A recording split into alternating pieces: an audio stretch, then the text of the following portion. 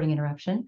Um, when, you go outside and play after school, and it was approximately 3:30 in the afternoon, and I just arrived home from school. I used to walk myself to and from. My mother was always gone. She worked. I was raised by a single mother, so she was always out working.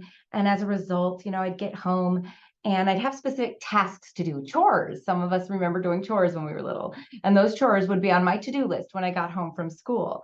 And by the age of 9 years old, I'd already come to enjoy the peace and quiet of a home by myself, just being the only child at that time, though I do have a younger brother now, but really just being in the house and playing house like when you're little with your friends. And I came to enjoy that peace and quiet. I'd get home and I'd have fun in my free time. And I was supposed to be doing my tasks and my chores, but then I would play and maybe watch a cartoon on TV after school, a little afternoon snack. And then the phone rang. And as the phone rang, I went running to it because it was my mother, even though before the age of caller ID, which we have now. Picked up the phone and my mother says, "Oh, honey." And I said, "Oh, hi, Mom. How's work going today?" And she says, I just have a quick minute, but I really need you to understand something. Joey's going to come to the house. You need to open the door for Joey. Okay. And I said, "Who again?" And she says, "He's a client. He's somebody that I worked on last night." My mother is a holistic health practitioner and worked out of the house. And I said, "Okay." She says, "He lost his wallet. And he says that he needs to come by the house to look for his wallet. So can you do me a favor, sweetie? Can you look under the sofa, behind the chairs, on the table, look in all the rooms, see if you see a little brown, leather wallet. And hopefully by the time he swings by, you can give it to him. But he's going to come by. So just keep an eye out that, and you have my permission, to let him in." And I said, "Okay, Mom." And so I said, "I'll get looking." I hung up the phone. So then I go looking around the house and I'm looking every which way that I can. And, I basically get to the point where I can't find it. And I'm like, I can't find anything here. But then the knock came. Knock at the door.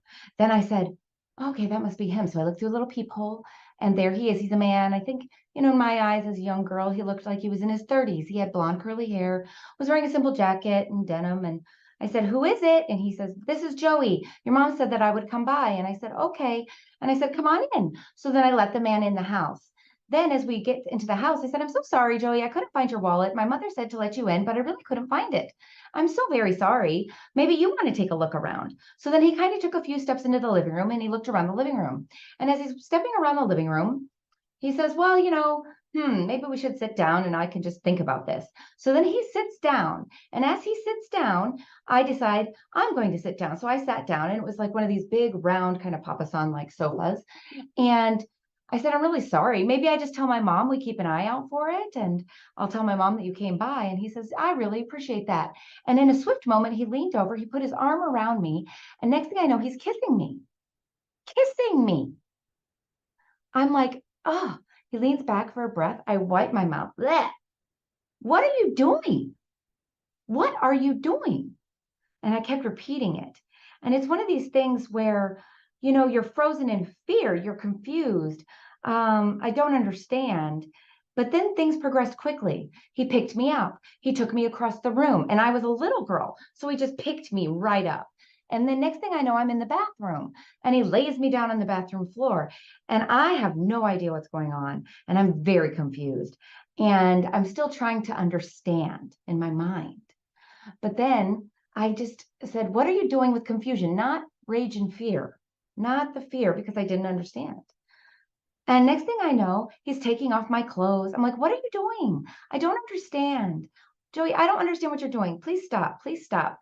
And it's one of these things where he paused. It's where by the grace of God, he was having difficulty. And after all, I was just a young girl. I just went on talking like I am right now. I'm an extrovert. What are you doing? What are you doing? But before I knew it, he lifted me up again. Then he took me down the hall, took me into my mother's bedroom, which was off limits to me. And so then I started to feel the anxiety in my heart. Oh, I'm not supposed to be in my mother's room when she's not here, And then next thing I know, I'm laying down. He sits me up. I realize suddenly I have no clothes on. When did that happen? Then he gets very forceful with me, extremely forceful. And I'm like, I can't even breathe. And it's over before you know it. And there's mess everywhere. And I'm panicked. My eyes glance at the clock. It says 5:22 p.m. I'm like, "Oh my God, you have to leave. You have to leave. My mom's going to be home any minute. You have to leave or I'm going to be in trouble because I didn't get my chores done." Think of that. Here I am looking back. I was more afraid of not getting my chores done than the fact that I had just been assaulted as a 9-year-old girl. I remember he looked at me and he just stepped back, got dressed. And he genuinely, to this day, I could feel the sorrow in his heart. Genuinely. He said, "I'm really sorry." And with that, he was gone. And I got my clothes on really fast. I, at that point, was frozen in fear. I went looking down the windows, looked down the hall, looked through the burrow of the trees, and I saw below a taxi cab. And in the taxi cab, he got in the taxi cab and he left. And with that, I went bolting, running as fast as I could to our neighbor's house. And I went pounding on the door. I didn't even know who they were. And I'm pounding on their door. "Let me in, let me in, let me in.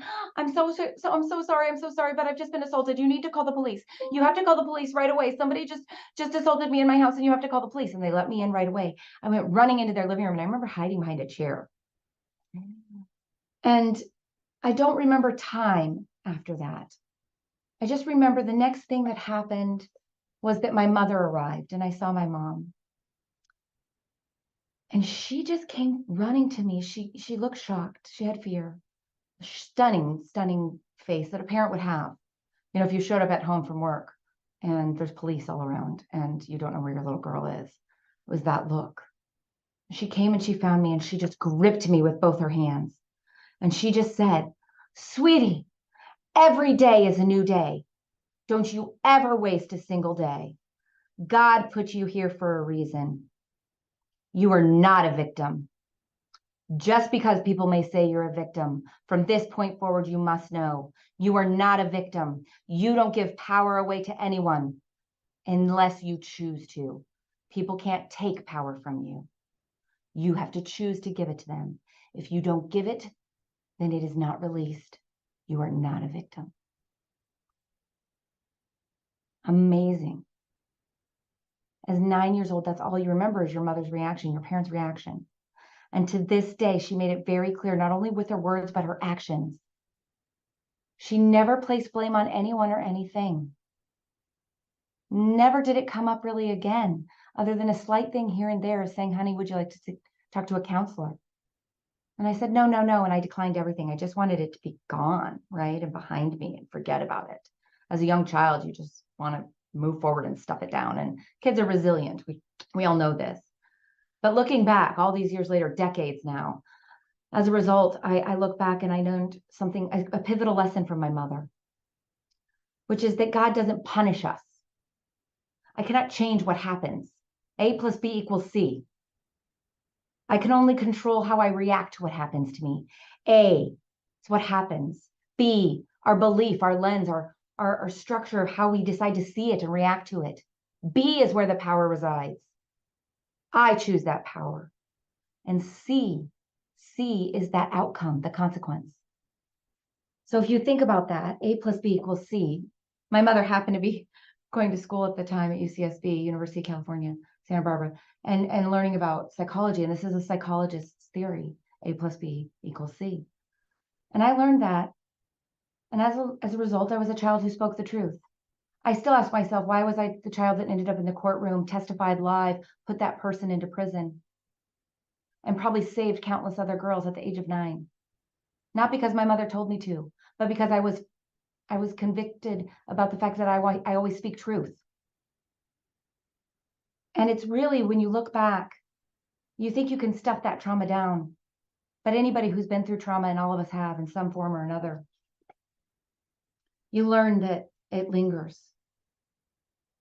Many ask me now how I've moved forward from my trauma and why do I speak on stages? Why do I share my story? It's because I found a long time ago, you have to learn to let it go. And that's easier said than done. Many of us are still learning to let it go. And our quiet thoughts, our doubtful thoughts, our sad feelings, our depression. But in the months that followed, life returned to normal. Right? What's normal? And before I knew it, 6 months had passed. And I went back to school, went into the 5th grade. And I used to walk and just think that people were staring at me, right? They're like, "There's that girl, there's that girl, there's that girl." But then my mother made a pivotal decision. right? I started feeling this physical pain, was diagnosed with arthritis, all these different physical ailments as a child. But really, I knew that I had trapped energy. And if you believe in the chakras and you believe in energy, then you would understand what I say, which is I trapped that energy. I bottled it inside and then I blocked energy. And where energy doesn't flow, illness can form. And instead of letting it go and getting it out of me, I kept it. And then my mother decided, let's start anew. And she up and moved us to Montana, of all places, from California. I started the 6th grade in a whole new place. And what a gift from my mother, because she said, honey, nobody knows where you came from or what happened to you. So go into this room and start new and be the girl that I know that you are. Be the sunshine girl that you are and start afresh and new. And it just went forward that way. And I went forward, not ever telling anybody, not a single soul, what happened to me until the day that I spoke this on stage for the first time in 2018. When you think about that, she gave me a huge gift, which was I was able to move forward, but I was still overly fearful. I was still terrified. I still couldn't be in a room alone by myself. Think about these things, the things that live with you, that linger, that affect your decisions and your behaviors. And I chose benevolence instead of hostility. Many people move from trauma. They choose to be hostile and vengeful and rageful. Not me. I chose benevolence. And benevolence can be something that can go a little bit too far too. In fact, by the age of 21, I had guardianship of my younger brother, who's 7 years younger than me. I decided my mother was going through a divorce and he didn't need to be around that. And I lived maybe, 5,000 miles away at that point. And I came and took my brother and took custody of him at the age of 21. And here I was raising a child that I didn't give birth to, took responsibility for that. We do what's right for our families, or so what we think is right. And I look back and I was engaged at the time and in a codependent relationship and taking on other people's problems and taking on other people's, issues and not putting up boundaries. And as a result, I depleted myself. You end up giving all your energy away to others, taking care of other people's problems for decisions that they make, not you. You think you make the decision through benevolence to help them, but it's not our problem to fix. It's theirs. And I learned that lesson the hard way. I left everything behind, left the fiance behind that was an unhealthy relationship, took my brother with me at the time, and then got truth with my mother and said, this is your child, you must raise him. And I found myself completely empty at the age of 21 and just trying to figure out in the mirror, who was I and why was I making these two choices? Why was I attracting these things? Why was this happening to me? But it was happening to me because I chose to let that happen. I chose to take on other people's baggage and problems. I chose not to have boundaries and protect my esoteric being and my physical being with the love and the light of God. I began to think I needed to heal. I had to make those changes. So I made those changes in my life. I added counseling sessions to my school courses. I focused on understanding how I could put myself in this position. I learned that I had those codependent tendencies and I did the hard work. I learned that it's okay and I forgave myself. I was trying to take care of good people who are making poor decisions instead of holding them accountable for their decisions. And I was taking on a martyr's role, and we all know what happens to martyrs. I realized I was choosing relationships that I felt like where I wanted to be needed instead of saying that this is unhealthy. Because in healthy relationships, you're not needed, you're desired, you're wanted. But people shouldn't need you, right? And you shouldn't need that to feel whole. You shouldn't need others to feel whole. You should feel whole in who you are and how you came into this world and how you go out of this world. So that turnaround happened. And once I became clear, I felt the pain, the raw emotion. I forgave myself. I made a choice and I found the blessing in it all.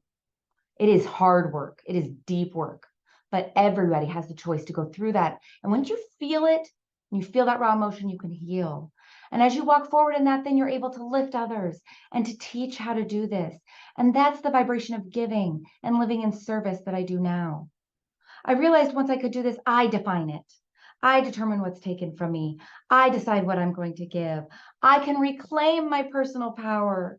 I can walk in that joy and that power, that personal presence, and I can share it openly. And without that raw emotion, which means that I've healed, I can walk forward with those lessons and take those lessons with me to others without the raw emotion of the sympathy and the empathy that can pull us down within ourselves, then you're filled with the learning rather than the suffering. Overcoming any of these things requires help. Not being afraid to ask for help is power.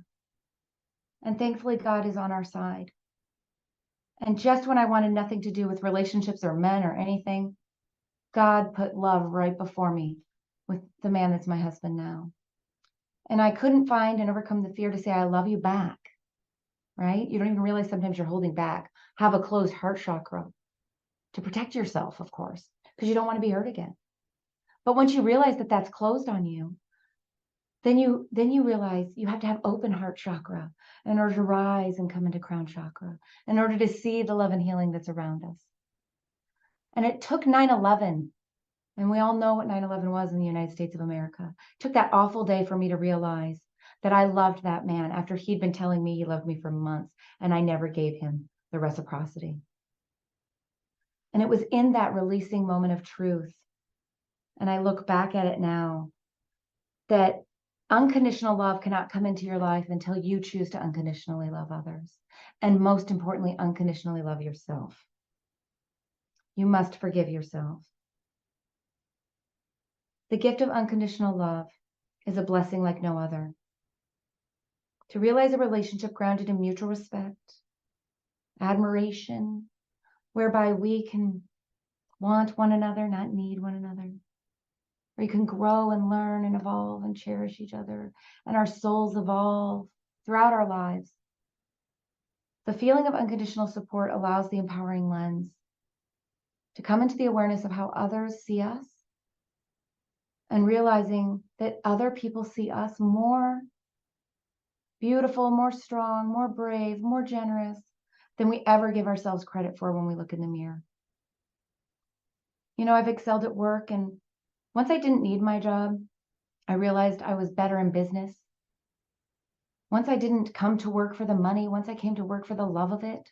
I believe we do workplace ministry in my business. It's amazing how that's grown. And now I've built this $1 million boutique firm here in Chicago. And it's incredible that only 2% of women do that. Because as women, we are vessels of love, and we have the ability to create. We have the ability to be business savvy, to love from any direction, whether that be in the home or in business. But the truth of it is that you actually have the ability to be the healer. And I used to think my mother was the healer, right? She was that holistic health practitioner. And I used to think that she could heal me. But through life, I've learned I had to do the hard work myself and heal myself. And unbeknownst to myself, through the healing of this book that I wrote and published, I cried as I typed the last page. Because I went on a journey for my biological father. Didn't know who that was. And thankfully, I found him. And right before he took his last breath and died at the age of 64 years old in recent years. And my mother said he wasn't my father. And I did the paternity test on Thanksgiving Day. Amazing. I got the results. And I went to my mother and I told her indeed he was my father. And in that moment, I saw the look on her face. And little did I know she needed that healing, that I could heal my mother. Never did I see myself as a healer. Each of us have the right. Each of us have the ability. Something in your life, in your family, very close to you, you bury it down, you choose not to open that can of worms. But I encourage you, in fact, I implore you to know you are a healer too. And you have the love and light in you. And you can choose the bravery to step into that. And you can find the truth. And you can speak the truth. And you can be the love, the light that we need from every direction in this dimension right now. And may it empower you. May my story lift you. May it give you the breath of light to know that you too are beautiful. You are unconditionally loved. And you have the right to the power of the joy and purpose with God's given grace through your graces, through your God-given graces at work. God bless you. And thank you so much for being with me today. And thank you for letting me share my story with you. Godspeed, love and light.